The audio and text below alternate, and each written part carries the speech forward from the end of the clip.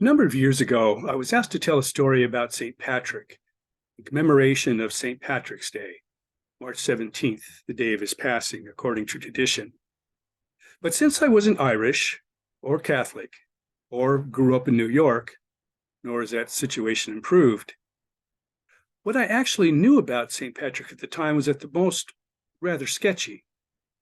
I knew he was the patron saint of Ireland, that he lived in the 5th century, and that he converted the Irish people, who up until that time were pagans, to Christianity, and that the St. Patrick's Day parade in New York City is even bigger than the one in Dublin. But that's about it. So I did a bit of research. I got some books and went online. And what I discovered is that St. Patrick was a particularly rough and tumble sort of saint in the mold of Moses and Joshua from the Old Testament. For instance, one old legend tells of the time St. Patrick came to the rescue of the people of Lough Derg in Ireland, who were being terrorized by a monstrous serpent that would rise up out of the lake, flatten their houses, then as the villagers of Lough Derg tried to run away, eat them. So, in desperation, the survivors sent word to St. Patrick, pleading for him to come and help them. And of course, as soon as he heard, St. Patrick came right away.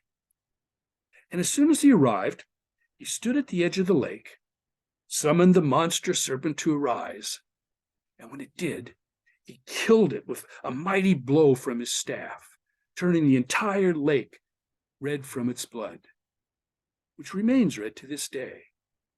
Thus its name, Lough Derg, or Red Lake. Another story tells of an epic battle between St. Patrick and a druid wizard named Lochru, who was bombarding St. Patrick by hurling powerful curses at him, which is how wizards did battle back in those days. They would hurl what were essentially curse bombs at their opponents, that St. Patrick would deflect using his hand as a shield, which worked well enough as a defensive measure until eventually he grew tired of fending off all of those curses and decided it was time for him to go on offense. So St. Patrick leveled his staff and pointed it at Lochru, the same staff he'd used to kill the serpent of Lough Derg, then began to raise the wizard up off the ground, slowly levitating him higher and higher up into the air until he withdrew his staff, causing Lochru to come crashing down and smash to bits as he hit the earth, thus putting an end to his wizard problem. And then, of course, there's the popular legend that St. Patrick drove all of the snakes out of Ireland, which isn't true, because there never were any snakes in Ireland to begin with. But putting all that aside, did you know that St. Patrick, in addition to dispatching curse-throwing wizards and man-eating lake serpents, was also known for turning men into werewolves? He turned some women into werewolves as well. But for some reason, the Catholic Church doesn't like to bring that up. Even though Pope Urban III, who heard one particular werewolf story firsthand, vouchsafed for its veracity by putting a seal of authenticity on the entire episode. And that's the story about St. Patrick I'd like to expand upon this evening, because it's likely the only time you'll ever get to hear it, which is the tale of St. Patrick and the Werewolves of Ossory, which goes like this. The Holy Patricius, as St. Patrick was known in the early days in Ireland, was known for turning, for turning men and on occasion women into werewolves. In fact, transforming people into animals back in those days was actually a rather common occurrence, imposed on those unfortunate enough to say, cross an angry druid wizard. After all, magic was everywhere in medieval Ireland, the land of fairies and elves who lived underground in a wondrous world parallel to our own. And on the surface, where powerful druid wizards and all-seeing oracles held sway over fearsome warrior kings. So it was only right that a missionary like St. Patrick, Patricius, would need to possess some mighty powerful magic of his own just to survive in that environment, much less succeed. Thus the story goes that Patricius, St. Patrick, had grown annoyed with a certain Irish clan in the old kingdom of Ossory in medieval Ireland that had thwarted every attempt he'd made to convert them to Christianity. For example, when he'd go to meet with them, they would simply ignore him, or alternately be rude. On other occasions, they would heckle St. Patrick as he preached, or insult him by ridiculing God to his face, his Christian God. Until one day, these intransigent clansmen, in order to further disrupt St. Patrick as he preached, hit upon a new tactic. They howled at him, howled like a pack of wolves, which is about as much as he was willing to take. So in a fit of righteous anger, St. Patrick prayed to God. Lord, he prayed, inasmuch as they prefer to howl, punish this clan for its blasphemy in a manner befitting them. God answered St. Patrick's prayer by transforming the troublemakers into wolves, condemned to roam the woods of Ossory and howl at the moon for a period of 7 years. They were worse than wolves, according to the legend. For in all their wiles, it said, they retained the wit of men. In other words, they were transformed not just into wolves, but into werewolves. As eager to devour men, the legend says, as they are wee woodland creatures. Which is where the first part of this story abruptly ends, to be picked up 724 years later in the year 1175. Ireland was by then fully converted to Christianity, and the old pagan kingdom of Ossory, where St. Patrick preached, was now a Catholic diocese, setting the stage for a man named Gerald of Wales, a noted historian of that time, to include in a book he was writing an interview that he conducted with a Catholic priest who claimed he'd recently come face to face with 2 werewolves near the place where 7 centuries before the pagan clan that St. Patrick had cursed previously lived.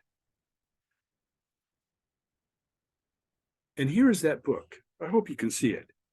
The History and Topography of Ireland, that I bought on Amazon, which is a translation from the original published by Gerald the historian in the year 1175, soon after that interview with the priest, which he describes in the book rather matter-of-factly as about a wolf who talks with the priest.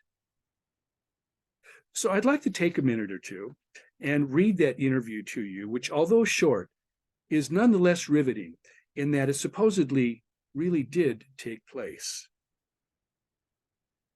An unnamed priest and his assistant, a young novice, both from the monastery of Armagh in Northern Ireland, were traveling on foot from Ulster to Meath in the south, carrying an important message from the abbot.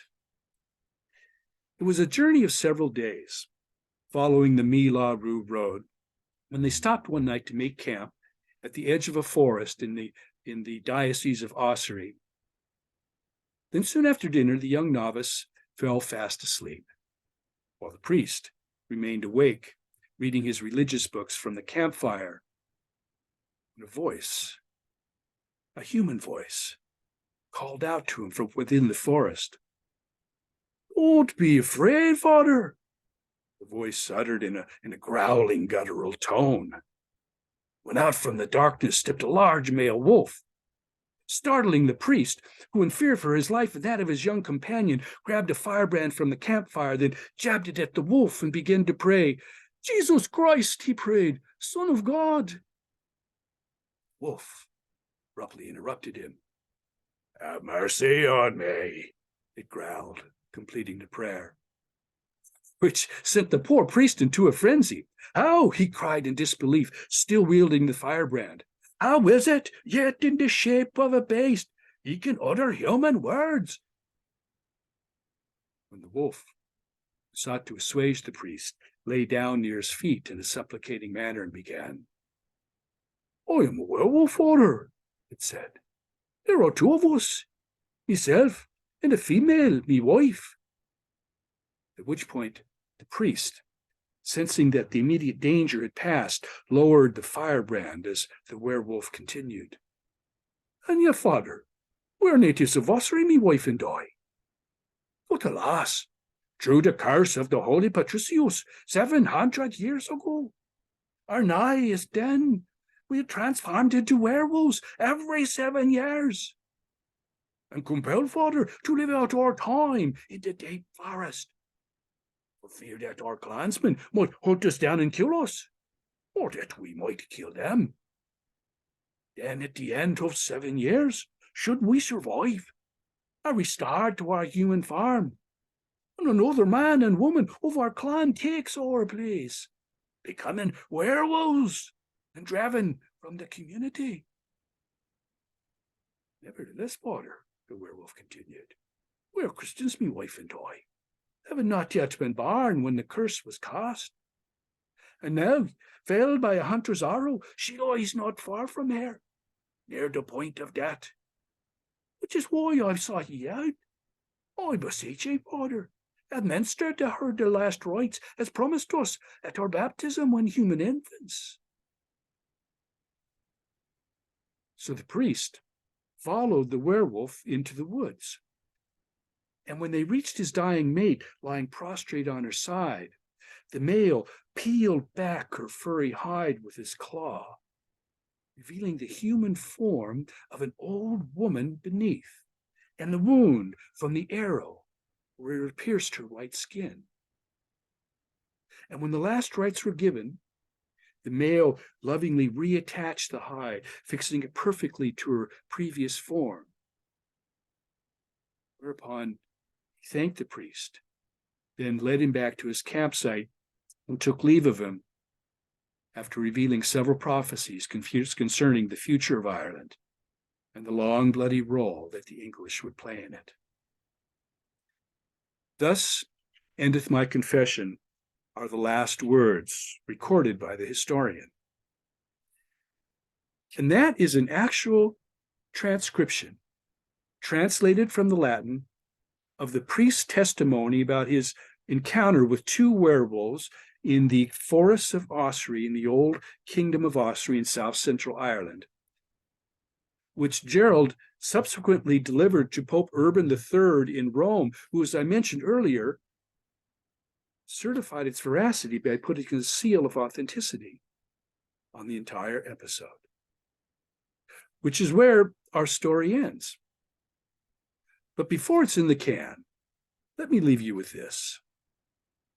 You all remember the original Wolfman movie, don't you? Actually, it was the second one, starring Lon Chaney Jr., and how at the end of the film, when the Wolfman was dying and turning back into human form, we all felt sorry for him. At least I did. Because it wasn't his fault. What I mean is, he didn't ask to be turned into a werewolf. The curse was thrust on him. If you recall, he was attacked while trying to save the old gravedigger who was being attacked. Similarly, the werewolves in this story, which I believe that the original film is actually based upon, well, we feel sorry for them here as well, because they were victims of circumstance every bit as much as Lon Chaney Jr. was, which is important to know. Because if you ever come face to face with a werewolf, he strikes up a conversation with you, remember this story. Then run like hell,